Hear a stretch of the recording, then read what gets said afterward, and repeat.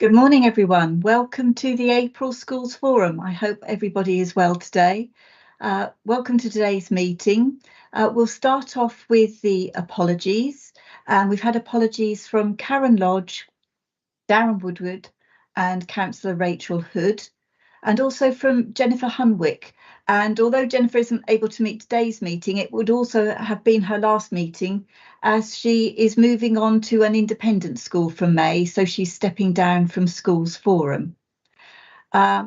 We were expecting Pat Chapman to be in attendance today, but it doesn't look like Pat has joined the meeting yet. But today would also be Pat's last meeting, and I want to just do a special thanks to Pat because she has been on Schools Forum for over 10 years and has been a dedicated contributor to Forum for all of that time, bringing her knowledge and expertise to all of our discussions, not just about early years. So a great deal of thanks goes to Pat for all that she has done for Forum, and welcome to Emma White, who will be the new early years representative following on from Pat. I'll just run through the people who have joined us in the meeting today.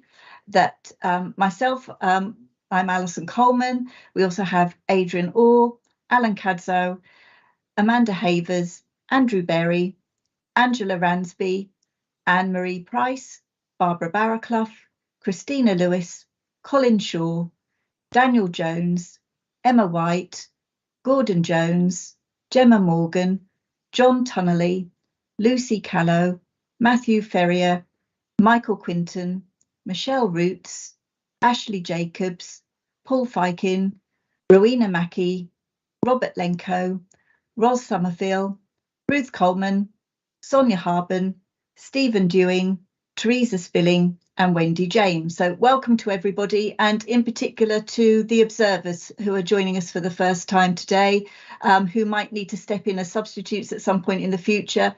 I hope you'll find this is an interesting meeting to get involved with, and we look forward to engaging with you in the future too. So moving on to the first item on the agenda, which is the minutes of our last meeting, which was held on the 30th of January. If I can take each page for matters arising and accuracy page by page, please. So if there's anything, please shout out because I can't see hands going up. So page 1 and 2. Robert. I did mention to Teresa that I did not chair that meeting. You're probably aware of that, Alison. Indeed, that's been corrected for the version that's been uploaded into the public domain, Robert. Yes, I was going to skate past that because I had to apologise to Teresa for missing it when I checked the minutes, so it was my fault. I didn't want to steal your job. Thanks, Robert.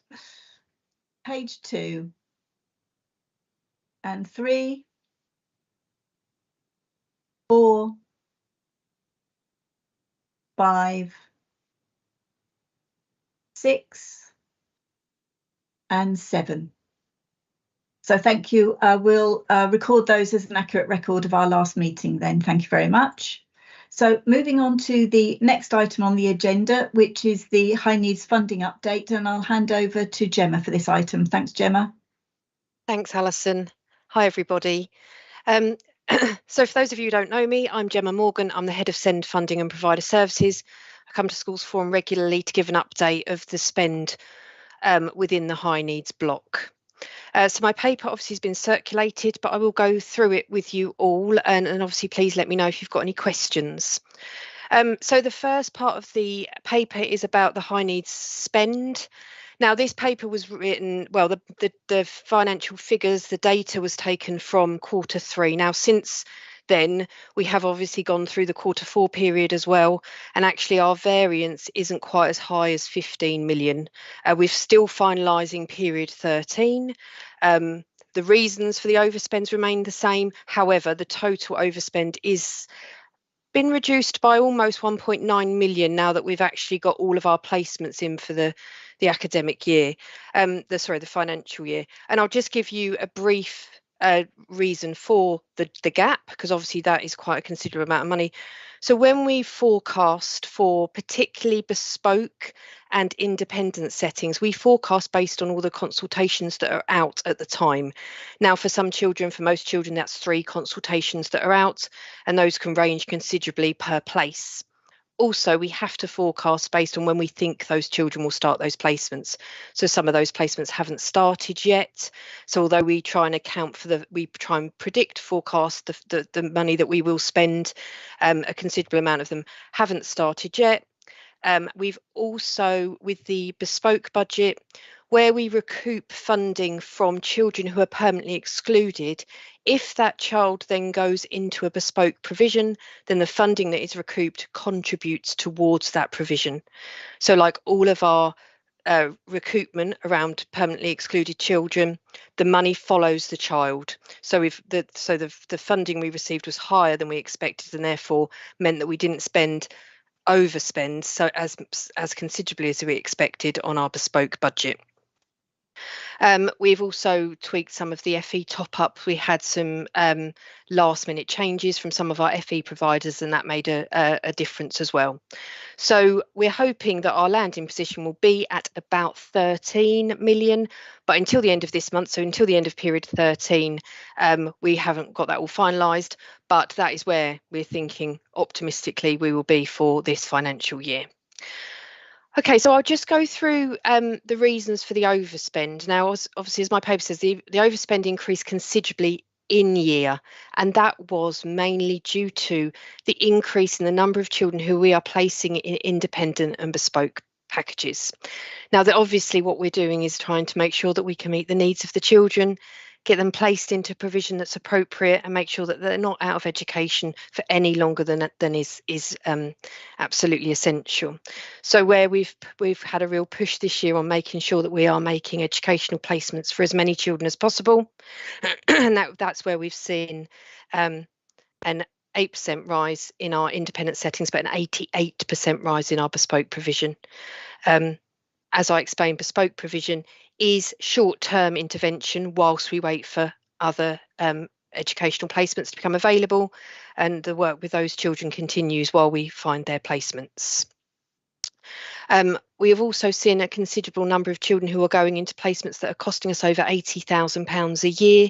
I've given a bit of a breakdown in the paper. We've got 22 that actually cost in excess of 90,000, and 21 of those are new. 21 of the overall placements over 80,000 are new as of this academic year.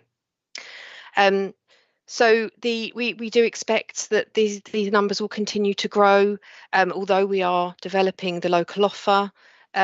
Demand continues to rise, referrals from mainstream schools continue to grow, and therefore specialist provision is required, and more of it is required than we have currently available. The request from top-up funding from mainstream schools continues to grow. I've put a table in the page under paragraph 19, which demonstrates that from we've had a 17% increase in new and increased requests since between autumn 21 and autumn 22. So this is a pattern that we weren't necessarily expecting, but one that obviously that we'll be aware of for future forecasting. At the last forum, I was asked to include some information on the impact of COVID-19. I have included from paragraph 21 onwards. There is an explanation there about how we've calculated some of the COVID-19 costs. So we did put in temporary bans. We asked all settings to make it clear whether a ban needed to be temporary or permanent, and if it was linked back to the pandemic. And you'll see from the paper that that we have reviewed them. 64% of them have become permanent, and we feel the overall cost, if we're just looking at those from a mainstream top-up point of view, of full cost of the pandemic on the SMH needs is just over £702,000. I've also included tables which show the increase in the number of children that we are supporting. So there is a percentage rise year on year on the children that we are supporting in both our local offer as well as in our independent settings and our bespoke provision, and then that's broken down financially in paragraph number 28 as well. Now, and my high needs working group are aware of this. We did spend some time looking at whether we could increase the top-up bands for all of our settings so that we're in a position to offer a percentage increase on all of our bands. As you know, our bands A to H are set, and we did do some work on whether we could increase those bands. Now, I was going to bring that to forum. I will bring it back at a later date, but what we're waiting for is the DfE to give us guidance on the national funding formula. We can't make a change until we know what that funding formula looks like. So we're hoping to hear imminently. I don't know any more than that. I don't know if any of my colleagues do, but we are hoping to hear relatively soon as to what the national funding formula will look like and how that will affect the banding values in Suffolk. The next section of my paper is about the deficit recovery plan. Now, I think some eagle-eyed members of Forum have noticed that we haven't shared a copy of the latest version. That is because we're updating it following the changes to the spend for 22-23, and we need to update it with the period 13 data. So we will be doing that imminently, and we will share that round with the group. Mike Quinton and I are also looking at how we can possibly share it in a way that isn't quite so cumbersome, because it's quite a big document, and we want to be able to show you maybe a clearer way of the changes we've made as to keep refreshing such a large document. So we are working on that, and that will be shared with Forum soon. Okay, sorry, I'm just checking there's no questions in the panel, not at the moment. Okay, additional funding. So obviously this was introduced last year, but unfortunately the DfE were really unclear about how the additional funding should be passported onto our special schools and our academies. However, this year they've been a lot clearer about how the funding should be passported, and it has been agreed that a 3.4% increase must be given to all special schools and PRUs based on their place funding and on their top-up and average top-up funding. Myself and my team have worked on those calculations. We shared them with all of the settings earlier on in the year, so in January. We had conversations throughout February regarding agreeing the values, making sure that the data was transparent and accurate, and the payments will all be made by the end of this month, so hopefully by the end of next week. The overall cost of the additional, the overall payments that will be made, the cost of those is just over £1.5 million. And like I say, all settings have agreed to the values, and we have shared sort of detailed breakdowns of how those figures were reached and how we were able to agree the position around the 3.4%. We have been asked by many of the schools about what will happen next year. At this point, I don't know. All I know is that we can't reduce funding. So the fact that we've made that payment this year will mean that we'll continue to make it next year at 3.4%. However, what happens if there's any more additional funding or any further guidance beyond that, we won't find out until the next DfE high needs funding operational guide is issued, which is usually in December. Can I do questions at the end, Alison? Is that okay? Yes, yeah, I'm keeping an eye on it as well. Lovely, Gemma, so thank you. That's great. Sorry, across two screens. So, okay, so that's the additional funding. The final part of my paper was around delivering better value, the Delivering Better Value programme, which we've been involved in. Obviously, I've spoken to you about this in previous forums. I just wanted to let you know that we put in a bid for £1 million in order to deliver. So it's grant funding in order to deliver some intervention work within schools and also allow us to recruit some additional assistant psychologists and specialist teachers to provide support within schools to implement, embed and review the effectiveness of the plan do review cycle and embed that within more of our schools. Now, I think I did add this to the bottom of the paper. Yeah, we have received confirmation that we were successful with our bid. So the next step is to recruit the project lead and form a head teacher, SENCO and SPCF advisory group. So once the project lead is recruited and the advisory group is established, then the work on the project can begin.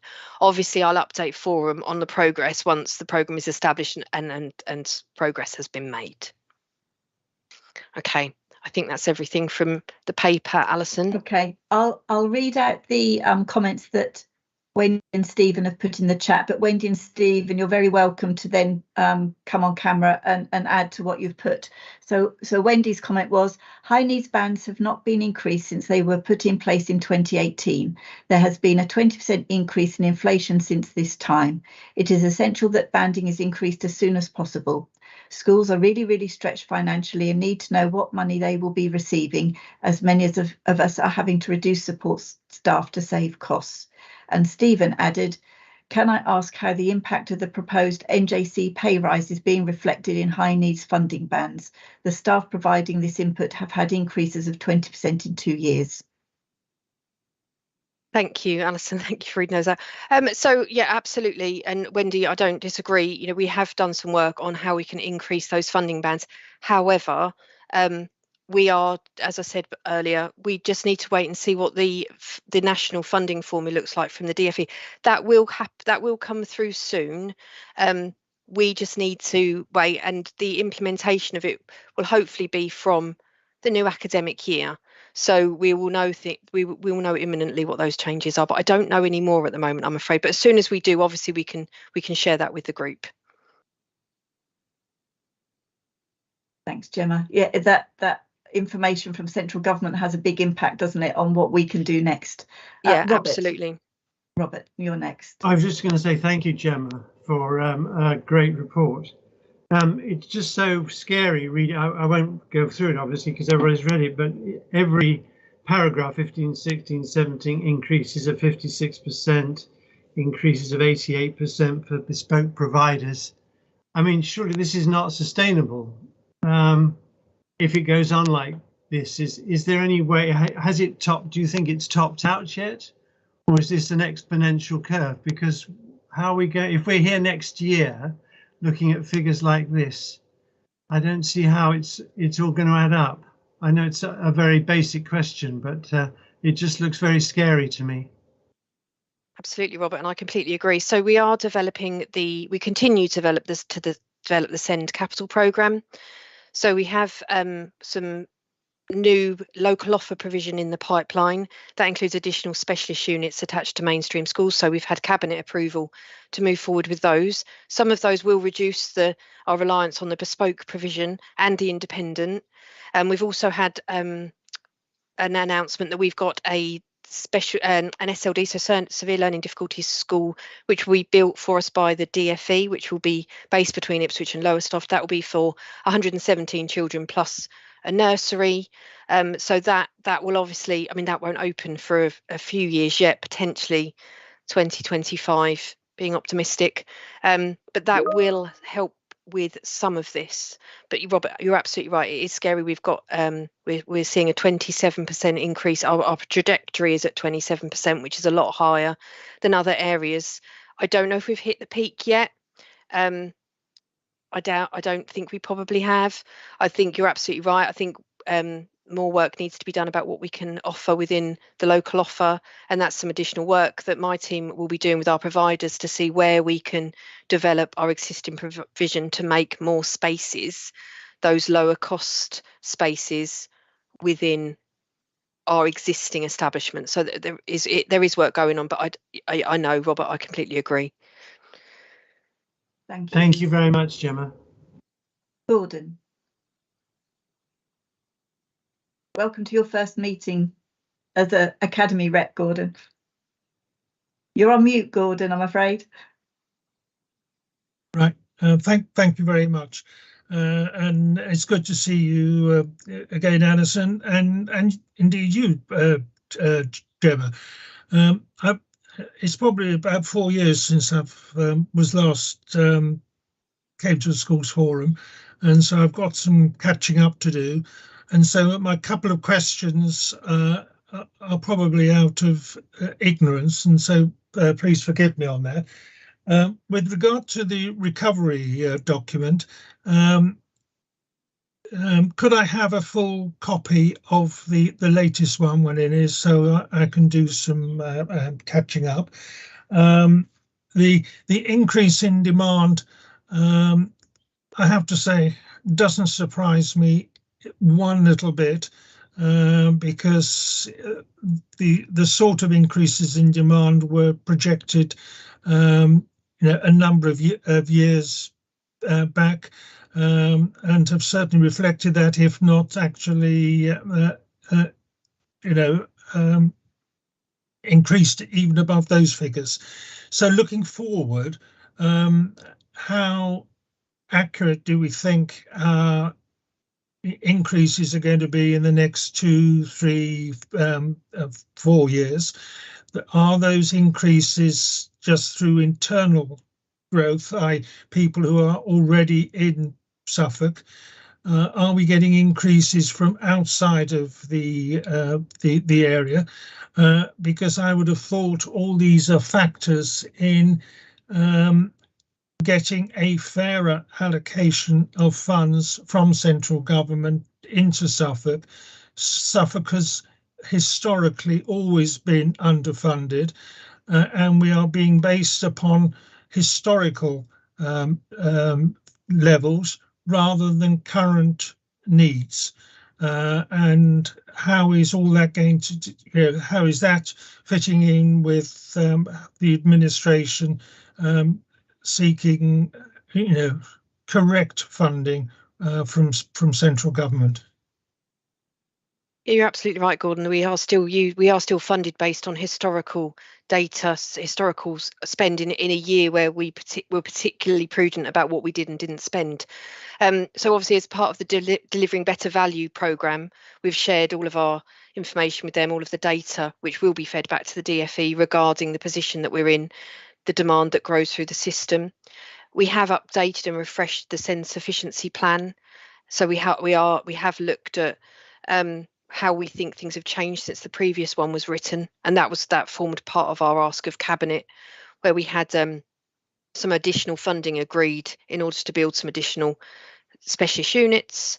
The majority of the demand does come from internal within Suffolk. The majority of the demand is those children who are in the the mainstream settings, but have got to a point where they're being referred outside of that. But yeah, we will absolutely share with you the latest version, or the current version of the deficit recovery plan. And yeah, we constantly record the data. We're constantly sharing that. I know that, I think did you say Rachel's not here today, Alison? But I think Rachel and James continue to lobby government. Unfortunately, we haven't seen any shift in the way that they the way that they are going to they fund us currently. And as Alan put in his comment, actually, that although the recent green release of the green paper, it doesn't give us a clear way forward yet. Sorry, I don't know if it'll help, Gordon, but I've got Sonia, Adrian and Alan waiting to come in. They might have some more information that might help. Before you do that, yeah, my comments are not a criticism. Don't get me wrong. I'm fully aware of how difficult it is, to get the fairer funding. It's just trying to bring myself up to speed with regard to knowledge. Sorry. No problem, Gordon. That's fine. Sonia, you were first.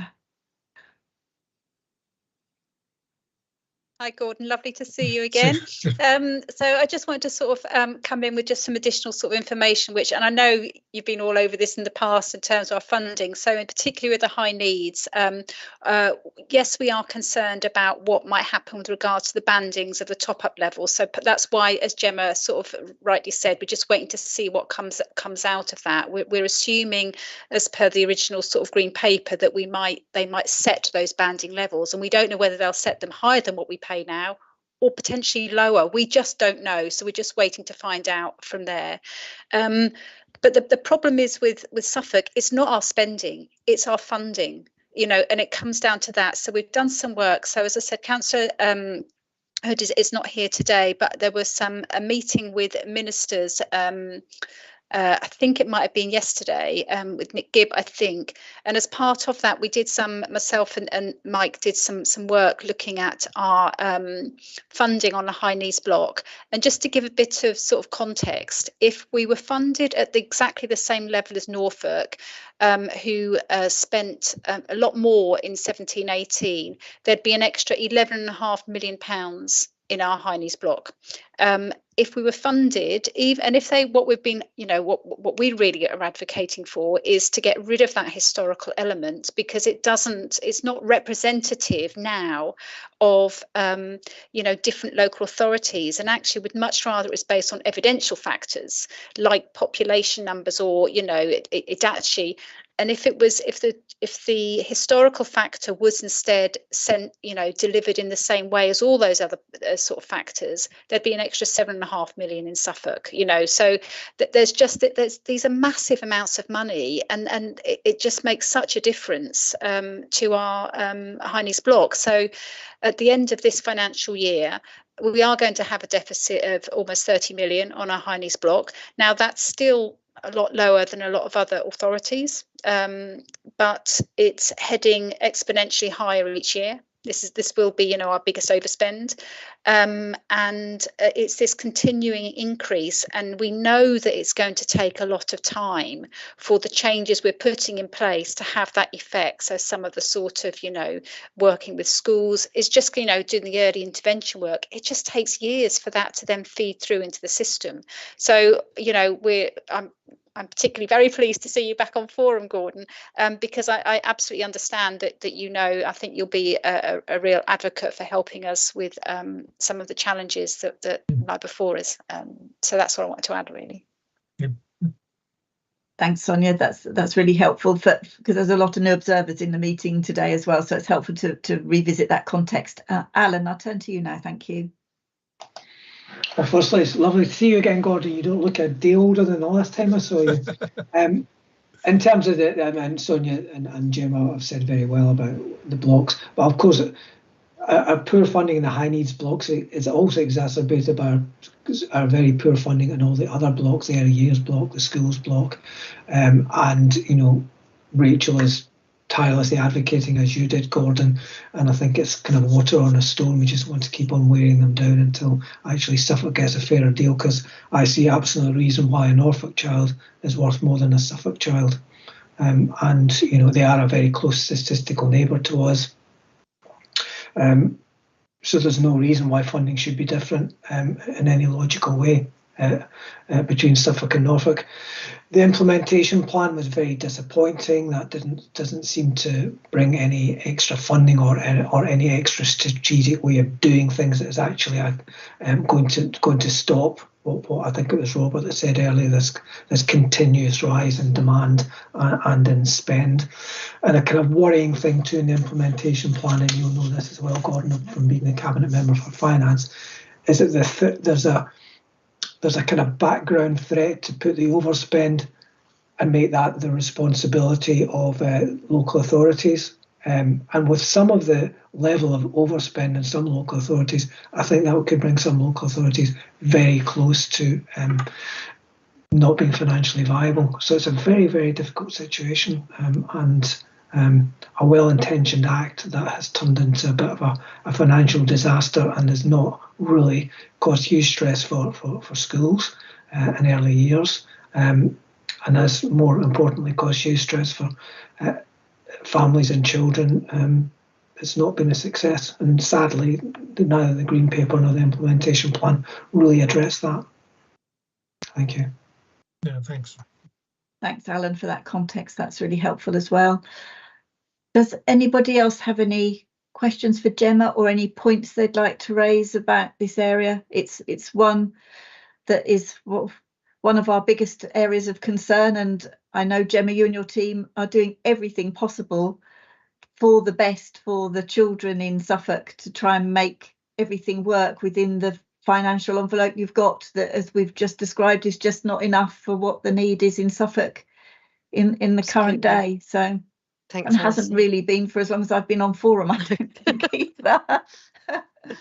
No, absolutely. So, but thanks very much. No, for all you thank and you, your team are everybody. doing. Thanks, Alison. Gemma. Thanks all. Okay. See you soon. Okay, everybody, we'll move on now to the next agenda item, which is another information item today, the DSG outturn. So I'll turn to Sonia for this. Thank you. Thanks again, Alison. So as Gemma mentioned, the teams in the finance teams have been busy doing year end. We sort of now have actually sort of finally closed period 13 yesterday. So the positive news for high needs block, particularly as Gemma's just said, is the dedicated schools grant element of inclusion overspend in the end was 12.1 million, which is less than what's on Gemma's report. And as we said, some of that is around the bespoke. About 1 million of that I think was less than Gemma's team were forecasting.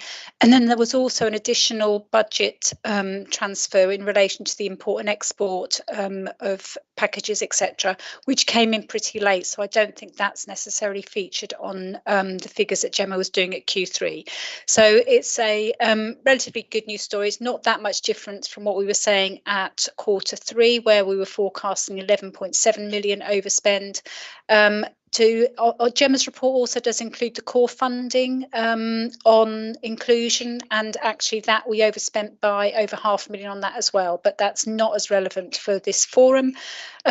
And fortunately the other two, and so basically our DSG overspend will end up at 12.1 million because there was additional spend on growth, but that was mitigated by the clawbacks in terms of recoupment and rates, etc., which just basically offset it. So at the moment, the figure of 12.1 million will be moved to our DSG reserves, which will end up with putting us in a deficit position at the end of this financial year of 27.7 million, which is basically high needs block.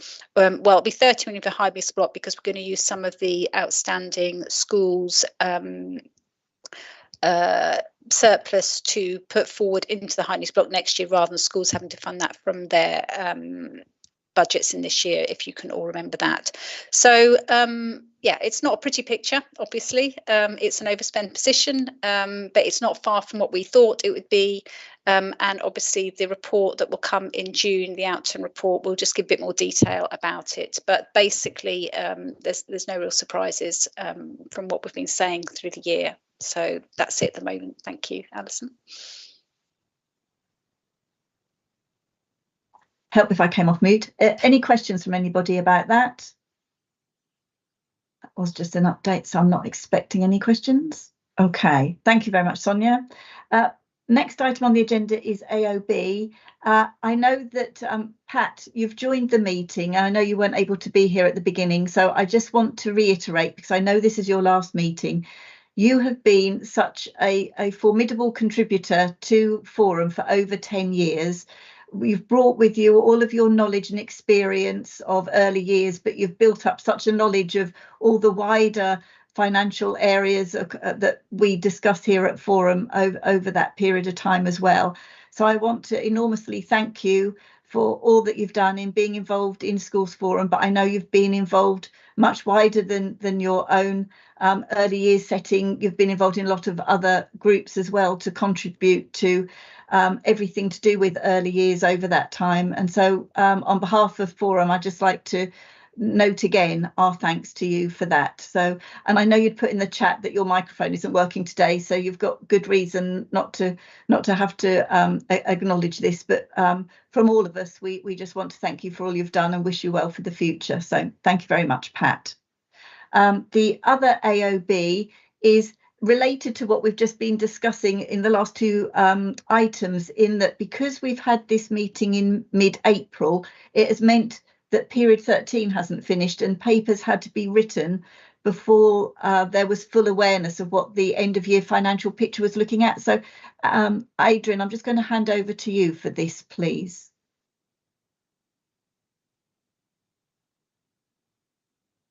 Are you there, Adrian? Or have I lost you?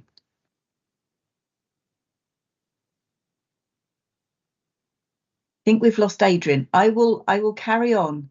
The thinking is that we might want to move the April meeting to potentially the beginning of May in 2024, so that we've got a better end of year picture before the papers are circulated to you.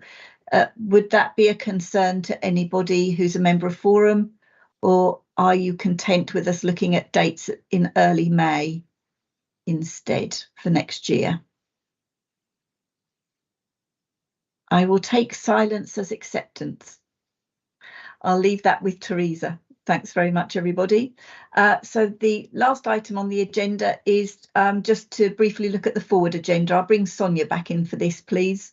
So I know everybody's had the forward agenda circulated, and in June we're due to talk about DSG, SEND provision and early years funding. Is there anything else anybody would like on the agenda for June? Any topics that they feel we need to be discussing?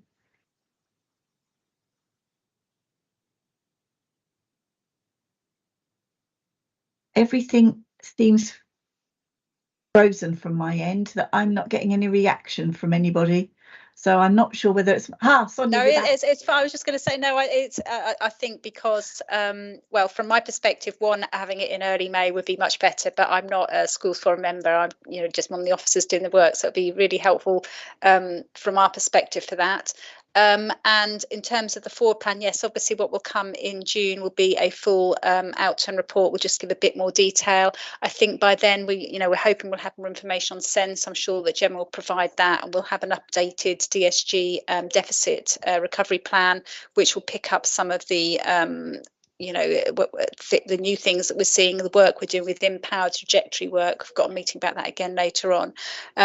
So yeah, I don't think there's anything else on there. I would say I'll give my apologies in advance for June, but my very good colleague and friend Michael Quinton will be presenting the report for me on my behalf. Thank you. And looking at the comments that are coming through, yes, of course, if we've got more information on high needs funding bandings according to information coming out of the DFE by then, we will of course include that in the SEN update and discussion. Christina, you'd like to come in? Yeah, thanks, Alison. Just to say that we will be bringing a paper at the next meeting, and it's unusual, and it's because the DFE have announced that there will be an increase in the funding rates in September. We don't normally get a mid-year increase, so we will be bringing a paper to ask for Forum's approval for any proposed increase in funding rates mid-year. Thank you. Super. Thank you, Christina. Daniel, you're asking if there can be some information to feedback from your SEND task group. Perhaps we'll have a conversation with Gemma outside the meeting to see, because we've got the high needs task group as a subgroup of this, so that everything to do with SEN isn't just discussed as a whole group at Forum. We use the subgroup sometimes, so we'll have a look to see whether that discussion is best held at the high needs block task group or to come to Forum, if that's okay. Thank you very much. Okay, if there's nothing else from... Super, thank you, Daniel. So if there's nothing else from anyone else, I'll thank you all very much for your time this morning, and I'll close the meeting. Thanks all very much. Have a good day. Bye. Thank you, Alison. Thanks, Alison. Bye. Thanks, Alison. Thanks, Bye. Alison. Thanks, Thanks Alison. everyone. Yes, thank you, everybody. Thank you.